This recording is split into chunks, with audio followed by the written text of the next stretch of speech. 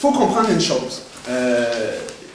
Évidemment, je pense que tous ici, on s'entend, M. Bernier, M. Levesque, M. Nadeau, pour dire que nous ne sommes pas contre le développement économique, nous ne sommes pas contre le développement minier notamment.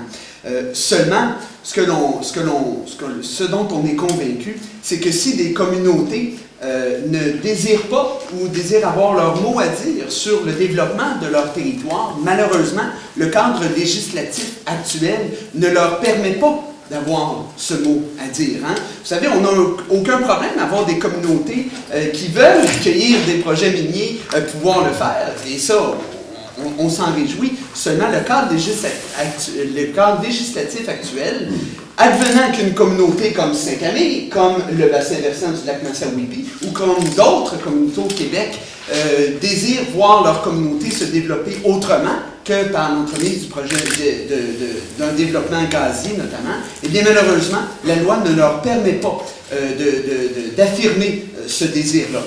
Alors, suite au lancement de Protégeons notre territoire, qui vise essentiellement à mobiliser et à informer les citoyens sur la question de l'exploitation des gaz de schiste, M. Nadeau et moi-même avons commencé à se parler, puisqu'évidemment la campagne connaît un franc succès.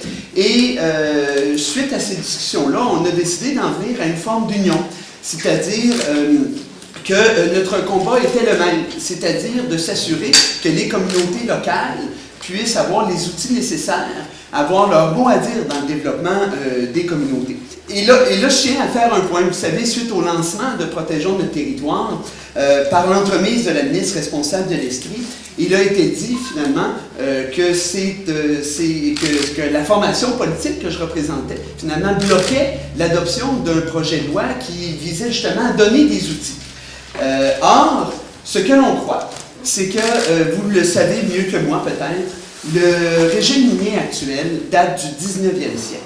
Il est absolument obsolète. Et l'étude du projet de loi 14 qui a succédé au projet de loi 79 et qui vise à réformer le régime minier, eh bien, à nos yeux, ne va tout simplement pas assez loin.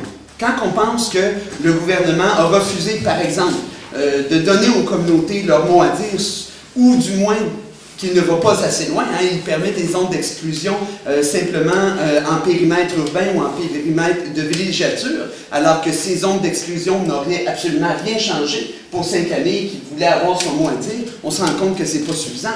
Évidemment, le régime des redevances et par exemple l'obligation de voir des industries développer l'industrie de la transformation de nos ressources naturelles ne se retrouve pas dans le projet de loi, tout comme la création éventuelle d'un minier en chef, comme inspiré finalement du poste de forestier en chef, commis le gouvernement libéral même sur pied au cours de son premier mandat. Et finalement, pour des questions de transparence, voilà tous des améliorations au projet de loi qui ont été refusées, malheureusement, par le gouvernement. Alors nous, ce qu'on dit, c'est que nous avons enfin la chance de réformer un régime minier obsolète. Saisissons-la pour s'assurer que les Québécoises et les Québécois puissent retirer suffisamment de redevances, de revenus pour eux, pour les communautés locales, pour l'État québécois en général, par rapport à l'exploitation de ressources qui ne sont pas renouvelables.